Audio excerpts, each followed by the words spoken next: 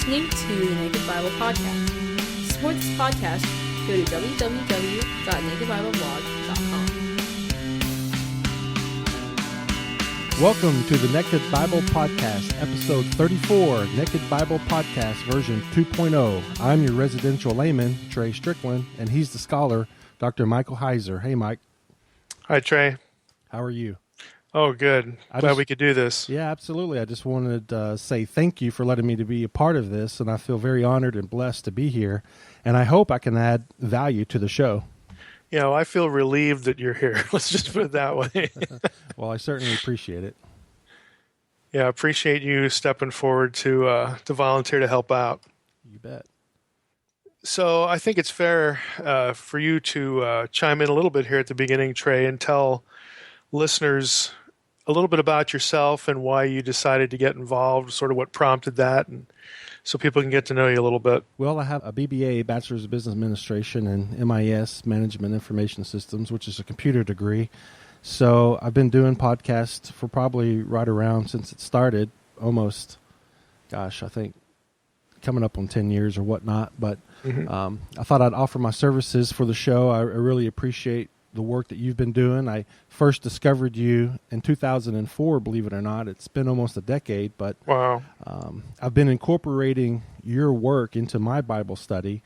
I've been aware of the divine counsel for over 20 years, believe it or not, and it wasn't until I discovered you 10 years later than that it would help me articulate what it is I'm reading. I wasn't the only one that was reading this stuff, and it was such a relief that there is actually a scholar out there that was putting brain power towards this knowledge that nobody else seemed to talk about or knew anything about. And ever since then, I've been reading everything you've published, watching all your videos. I even attempted to take your Hebrew and Greek class when you first did that, I think 2009, 2010-ish. Yeah, it's been a while ago. Yeah, but that was right around my first newborn, so that kind of taking care of my newborn. So much for that Greek idea. And Hebrew. Yeah, it was there went the Greek and Hebrew, but I nonetheless still have the material and I reference it, and it's it's hard work being a scholar. So hats off to you. Reminds me of one of my favorite quotations we have, and we use it here in the office all the time. Friedrich Donker of the Bauer Donker Arnton Gingrich Greek English lexicon was famous for saying that the work of scholars is not for sissies. No, it is not. And I'm technical, so I'm very logical, and I study all the time because that's what I do in my day-to-day job is computer support. So I have to learn everything. I've done a bit of programming in my day, and that's just as intense. It's amazing how just the mere act of being logical can apply to even the Bible, which I don't think a lot of people approach the Bible logically. I think they approach it more emotionally. And sometimes that can be good or bad, but it's the logical aspect of it that really interests me, and I think the community that listens to the show. Yeah, I would agree. A lot of people sort of get Bible tidbits or sort of snacks. They're disparate. They aren't connected. They're just sort of handed out, on a week-to-week basis, or even if they're reading their Bible, there's an element of randomness to it. So, once you start to wonder, how does this stuff all connect? Surely there's got to be something beyond, again, just this, read this bit here, read that bit here, and sort of be warmed and filled, that kind of thing. And so when you want to try to connect ideas, you need to be able to think in a linear way and clearly and coherently. Yeah, and it's challenging for a lot of people. It's kind of how I tend to approach the world on everything that I do, but talking to my wife and talking to my friends, and when I bring up this topic or even anything logical like computers and whatnot, it's people just eyes start to glaze over, and you can just see them tuning out, and there goes that conversation. Yeah, well, I don't think they're probably not tuning out the need for logic, because whether we think about it or not, things have to make sense to us. They're probably just tuning you out in the level of detail. That's what happens to me all the time anyway. I can relate. So that's what's good about this show is I think the Naked Bible Podcast show gives the people who are actively seeking out that level of detail I think they'll find it here. Is that the goal of this version 2.0, or even the original idea of this podcast? Yeah, the original idea was, again, to be doing something as far as delivering content. I would get requests all the time for teaching content, and I didn't really know how to do it. A lot of the episodes in the original version were scripted, and that just took a lot of time. And the reason I scripted it was, I would take something I had written and put it into sort of a podcast, readable form where it wouldn't sound like I was just reading everything. But that was to sort of take care of post-production problems, or just really time that I would have had to put into it, once the material's recorded. But eventually that caught up to me. So, the podcast sort of went by the wayside because of the work that it entailed. And I hit a wall too with things like storage space. I was having to delete episodes off what I was doing because of the expense and whatnot. So, I tried to not go into it completely empty-headed, but there were just things that you missed or didn't anticipate, and other things sort of crowded it out. But it's really about dispensing content.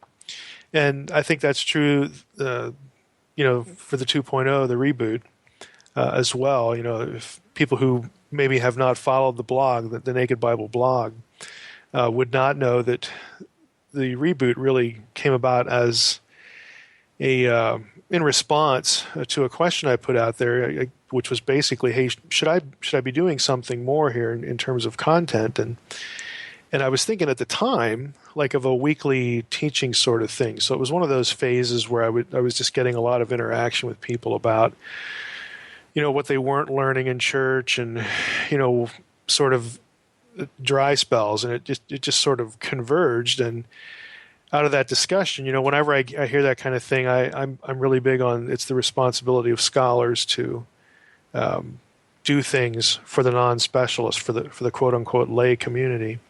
And so I always tend to feel guilty when I hear that. And once we got into it, and the response was just so overwhelming. I mean, I figured, people would be warm to this idea. I'd get 20 or 30 comments about this, but I got over 100. It was just crazy. And so I thought, if I'm going to do something like this, the podcast seems like a logical way to go. And then you had stepped forward to volunteer to help me do something. So what I want to do is really largely unscripted this time, but I want to just sort of work through the text. Start someplace. We're going to start with the book of Acts, and sort of let you read it through my eyes, sort of look over my shoulder, and I will stop at places and instances to discuss things that I think are interesting or important for understanding the passage, and that tie into things that listeners may be familiar with if they've followed my work at all, maybe not. But that's okay, because we have some orientation videos on the podcast website people can watch, and I would encourage them to do that, so that when I start talking about the Divine Counsel worldview, people won't just be lost, but they will have some framework. But I just want to work through the text. I want to read through the text with people and produce sort of a verbal commentary, and we'll park on certain things that are really fascinating. And we're not going to be turning over every rock or anything like that. We want to get through material. But that's the basic idea. Yeah, sounds great.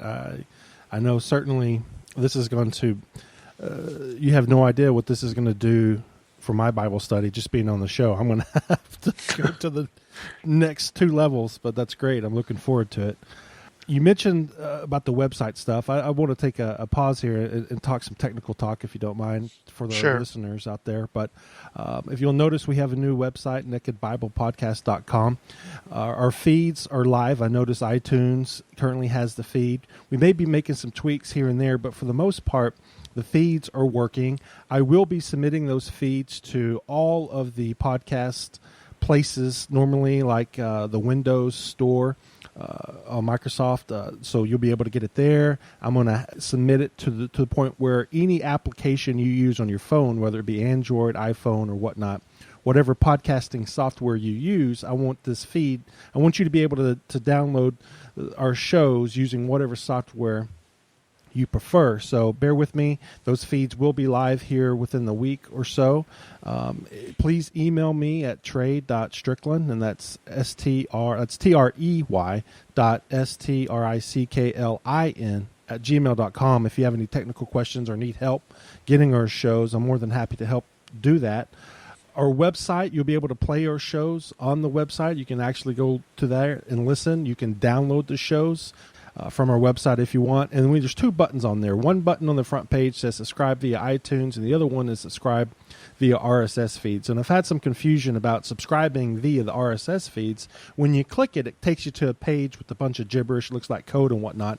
That's actually how it's supposed to work. So what you need to do is copy at the very top where it's www.podcast.com or whatever that you used to, you need to copy that URL feed. That's our feed. And you need to paste that into whatever podcast software you prefer. I know it's confusing, so if you have any questions, again, please email me. If you need to contact Mike about the show, his email is mshmichaelsheiser@gmail.com. And please, in the subject line of your email, include the Naked Bible Podcast and the episode number so we can refer to it and find it easier. We plan on accumulating some of the best questions, and maybe every fourth show or whatnot, we'll do a FAQ show and answer some of y'all's questions. And you can imagine that due to the amount of emails Mike gets, we're not going to be able to answer everybody's questions. So please understand that, and we certainly appreciate your questions. Mike, you have anything? Yeah, if people can't remember my email, or they're afraid they might misspell it, they could always go to my homepage. It's just drmsh.com,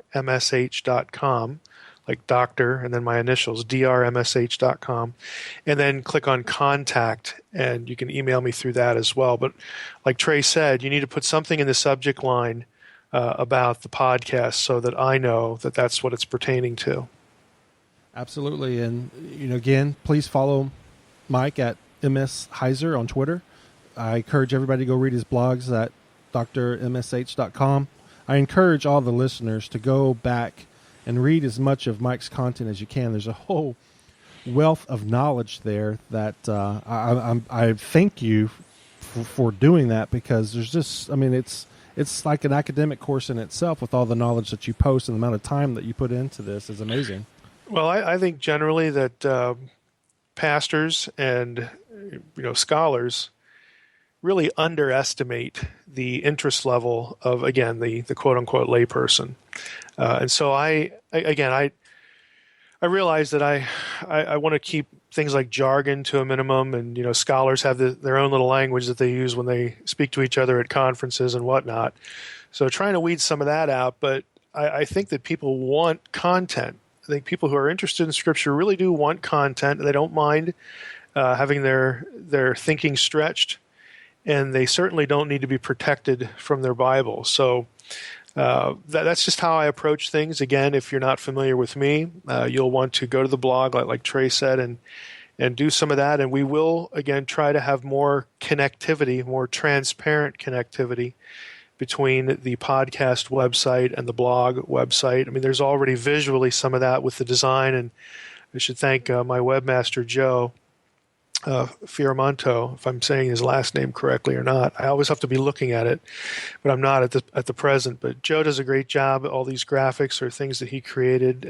They're wonderful. So visually, there's already some of that, but we can build some more connectivity into it. And by all means, if you have suggestions, let me or Trey know about things you'd like to see happen on the podcast website. We'd like to hear it.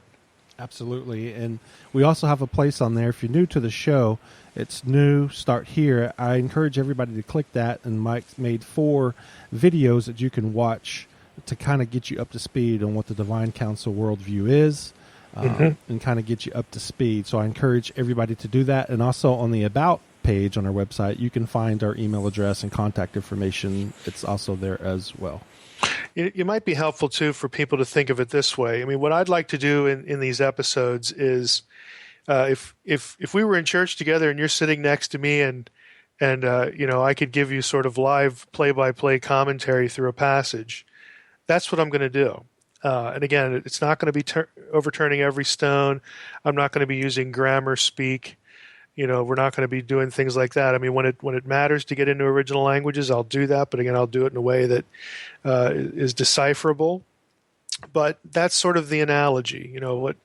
As we're reading through the text or somebody's preaching through a text, I will invariably notice things that, I wish, he'd spend some time on this. I wish, this content would be, out there, because people would find this fascinating. But again, you have to have some context for it. So that's what the videos are for, and that's what the blog is for.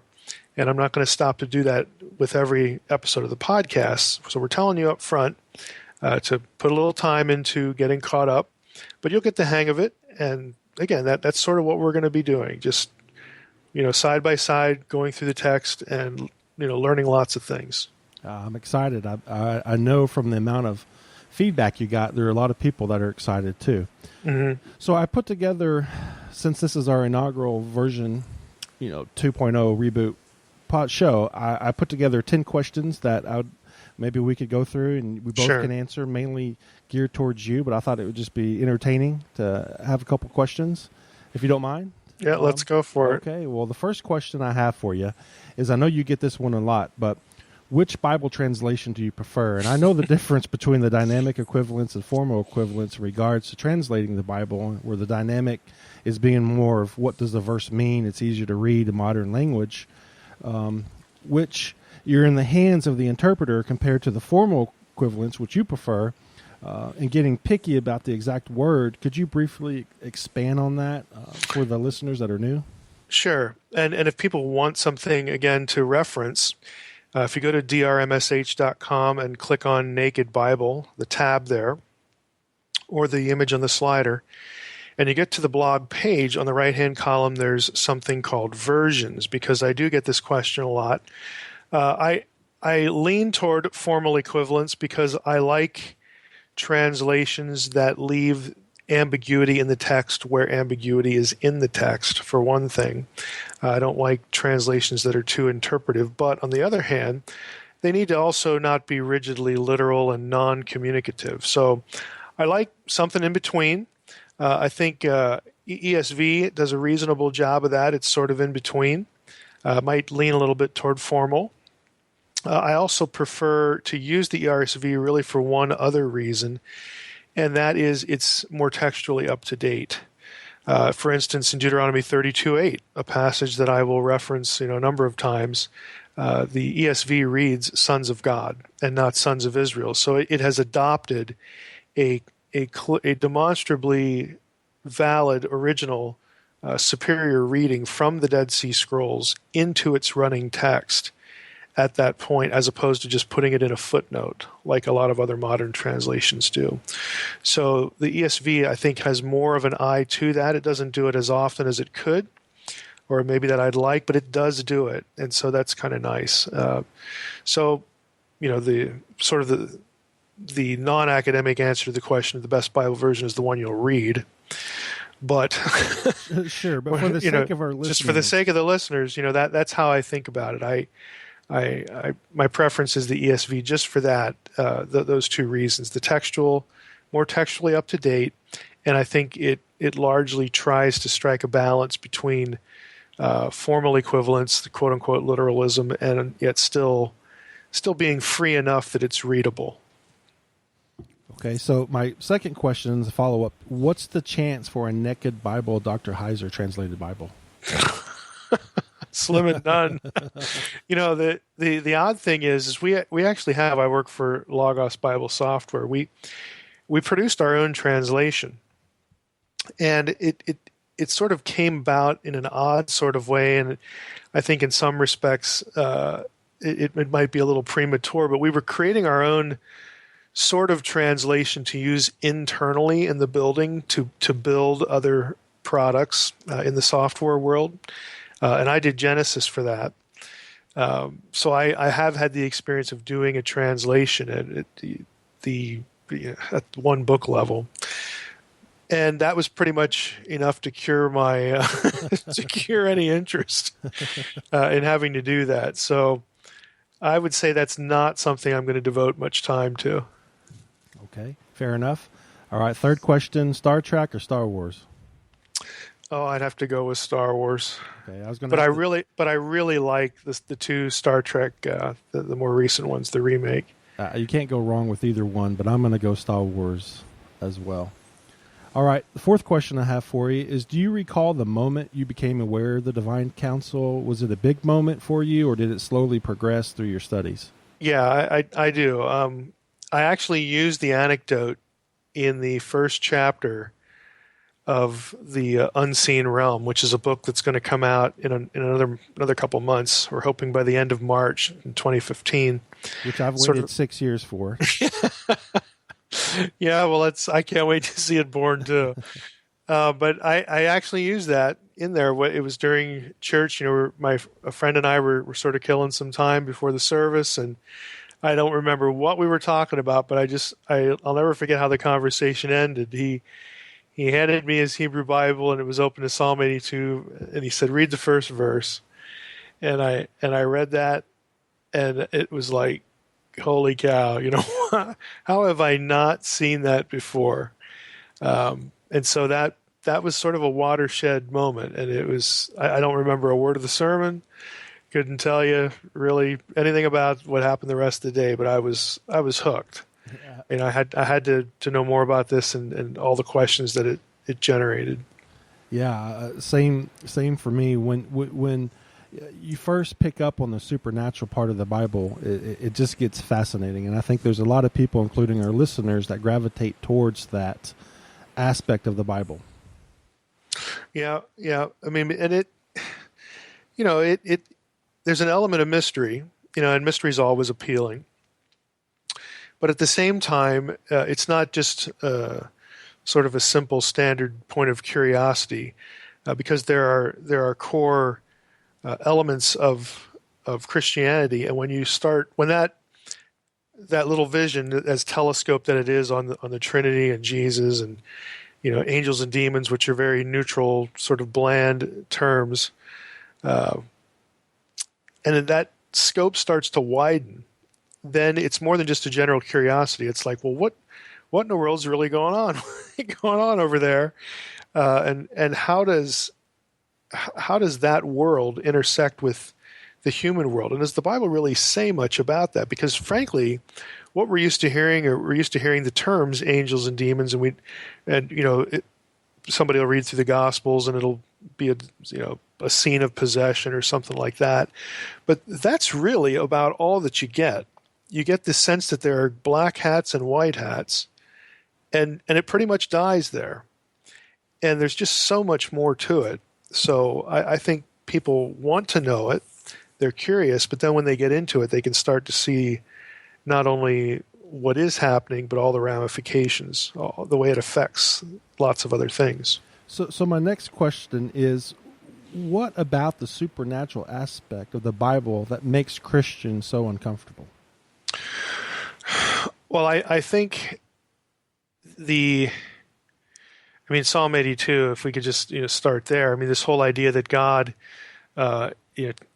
is over a council, is in control of a council of Elohim, divine beings. And it sounds like a pantheon, and that word has become a negative word for us because of Greek mythology and other things. But in and of itself, a pantheon is a council.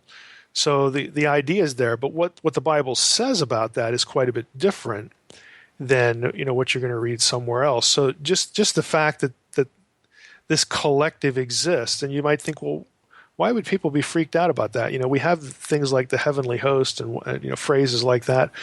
Well, the answer is they don't really think of it as a group that does anything, because we've sort of been trained that God has decided everything ahead of time, and nobody can really do anything without God ordaining it, and there's no sense to having this group that really works for God or does anything for God or can do anything meaningful because everything's settled.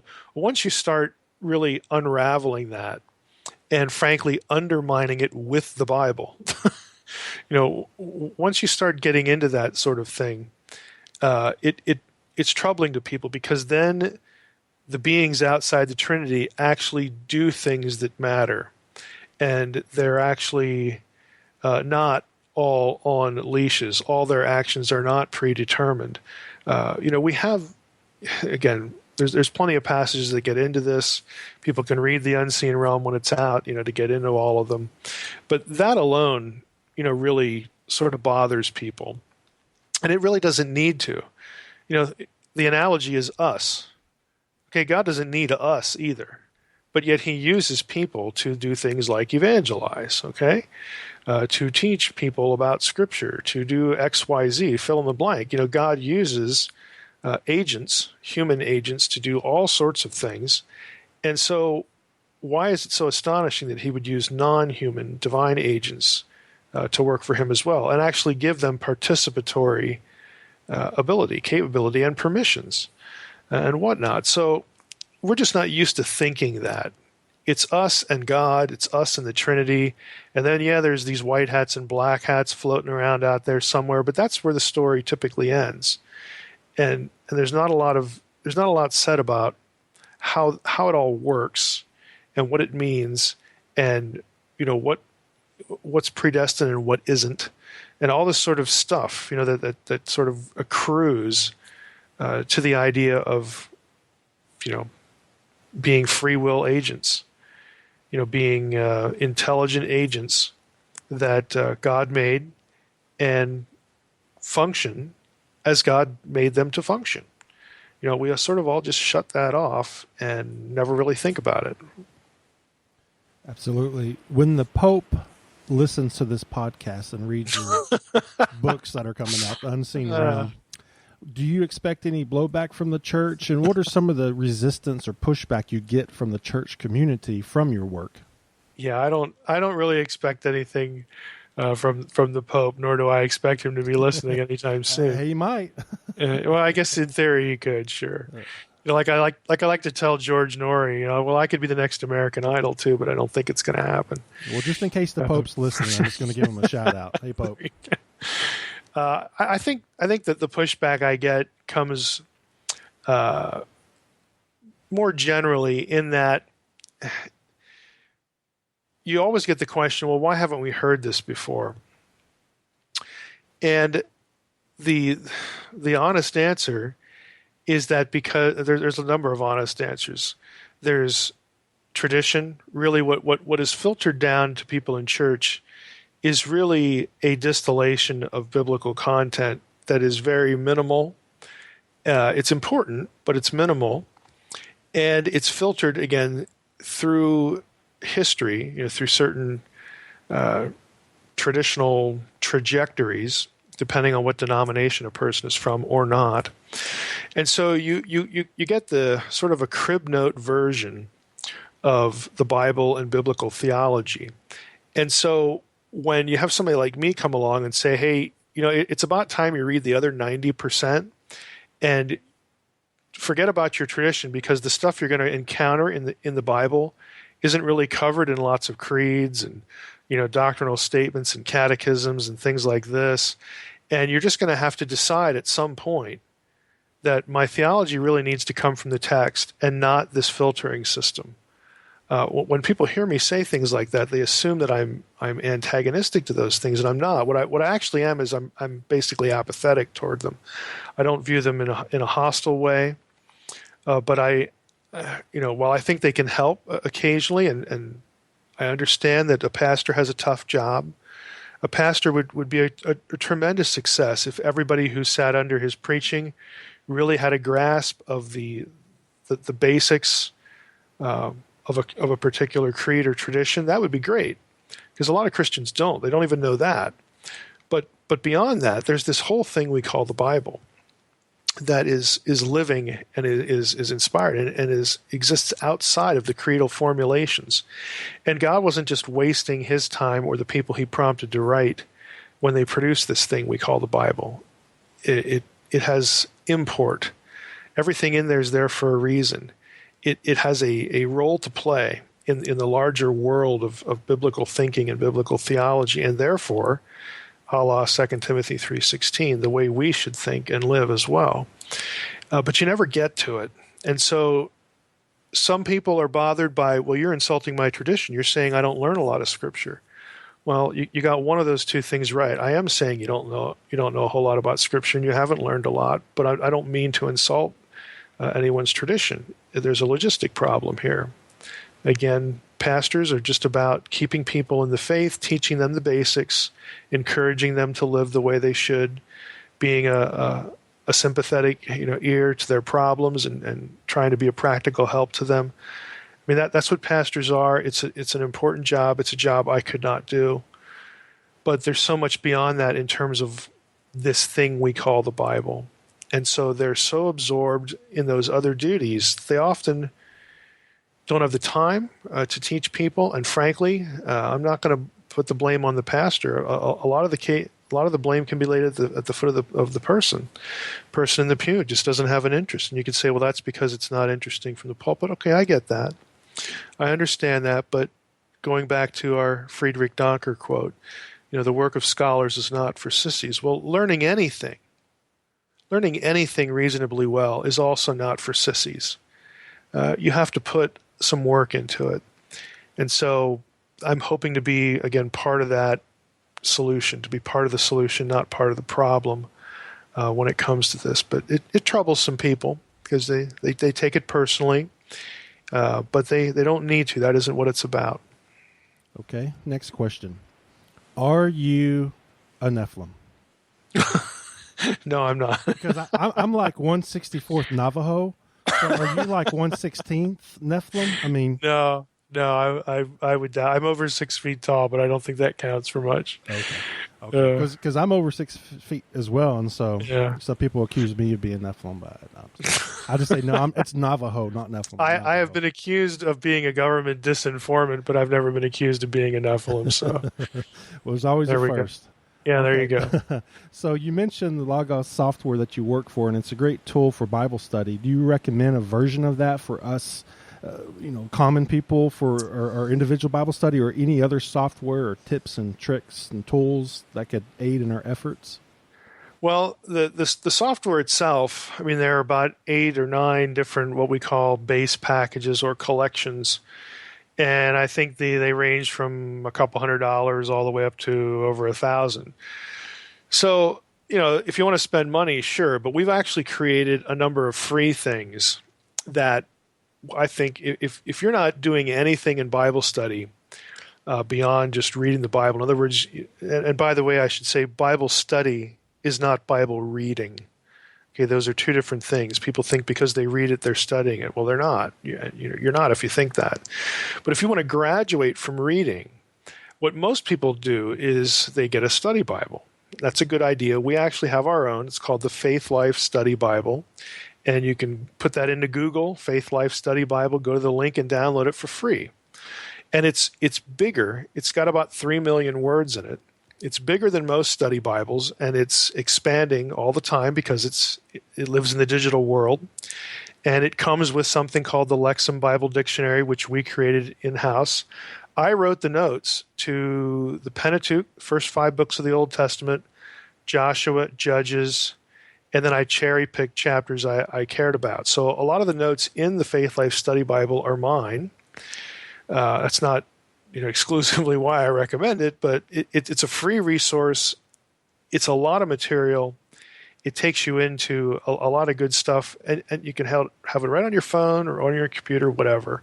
And we often have people graduate from that. They get interested in biblical material, and then they start thinking about getting into original languages. And for that, you do need the software. And we've created something called reverse interlinears, which allow you to run searches on English words. But what you don't know is that the search you're running is actually on the Greek or the Hebrew or the Aramaic from which the translation derives. You don't see any of that visually.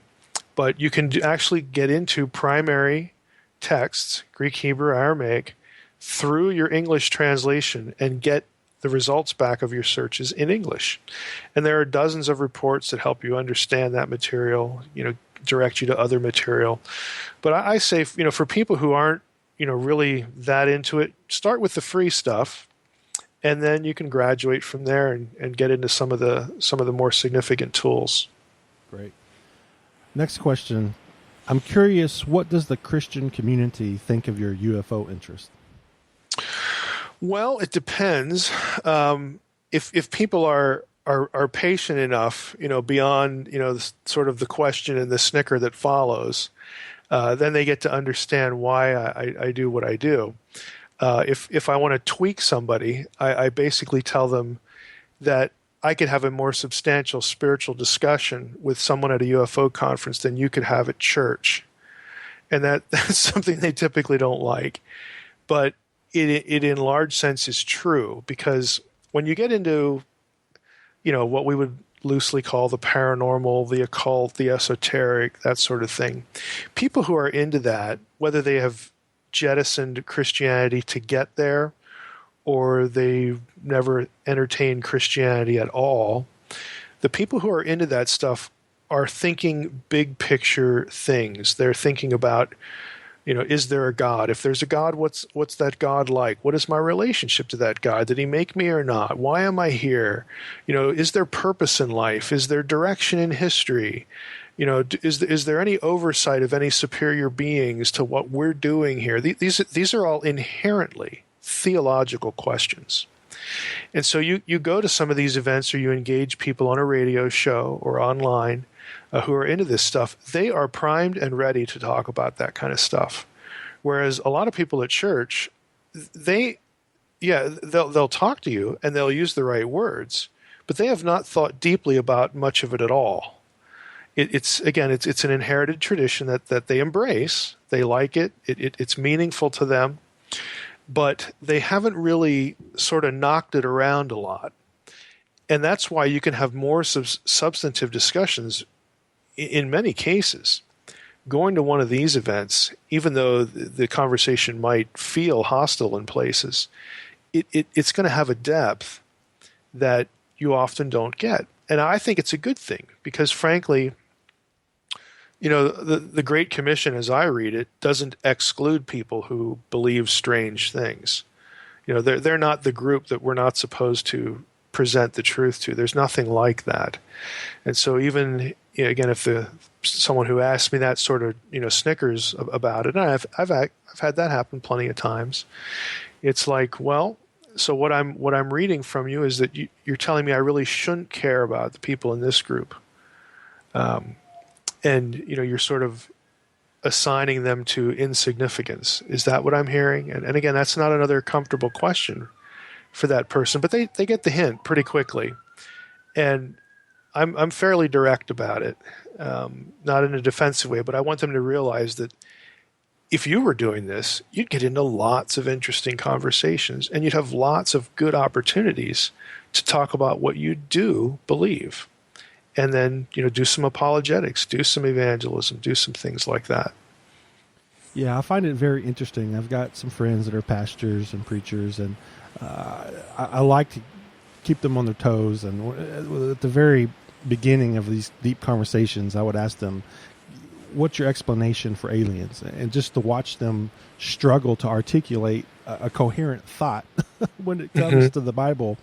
It's astonishing how... Yeah, if this turns out to be the case, then you're going to have to be able to do more than just him and haw, about it. You're going to have to, articulate something that's coherent, that's theologically coherent.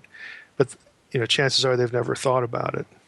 Okay, last question. If you could do any other job or be something different than your profession now, what would you do or be? I would be the commissioner of Major League Baseball. Oh, wow.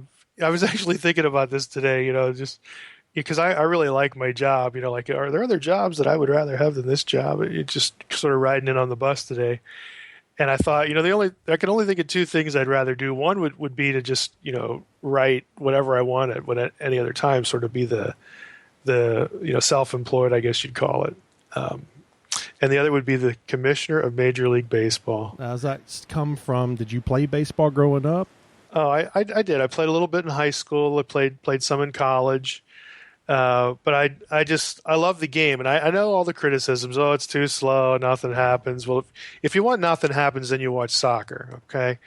It's just, soccer is sort of points of brilliance and thrill that are sort of encompassed about by mind-numbing boredom 95% of the time.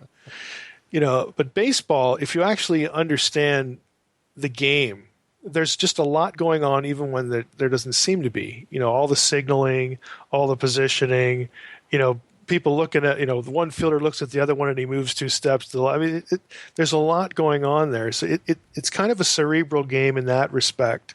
You don't have to pack as much away in your head as you would with football, obviously, but there's just a lot going on, and it's one of those things that gets played everywhere. It is the American pastime, and it has a history to it. It's just unique in a lot of respects. A lot of football fans, for instance, can't reference someone who played in the 1920s and what they did. But you ask a serious baseball fan, they know, the important figures of the game really at all stages. And they can do that. And everybody who plays today is measured against those other people. And it has this continuity to it that I think I find really sort of intriguing and just kind of neat. There's just a lot that goes into it. So I would love to be the commissioner of Major League Baseball. That's interesting. My first home run as a kid was a grand slam. So oh, wow. I've actually hit a grand slam. That was when I hit the ball in front of people in an organized game in front of people. I remember the feel of the ball on my bat. I hit it right in the sweet spot on the bat, and it just took off. And I just knew once I made contact, it was gone. And it's just such a feeling that's hard to explain, but it was awesome. Yeah, and it has this childhood thing too. It takes you back to your childhood because you played. And so that's part of it too. Absolutely. Well, Mike, that's all the questions I have for you. You have anything else you want to add to the show? No. I think we're good to go, and we should in a reasonable amount of time, figure all the little quirks out, that things that aren't quite up to snuff on the website, but all that'll work itself out, and we'll be ready to go. All right. Well, thanks for listening to another episode of the Naked Bible Podcast. God bless. Thanks for listening to the Naked Bible Podcast. To support this podcast, visit www.nakedbibleblog.com. To learn more about Dr. Heiser's other websites and blogs, go to www.drmsh.com.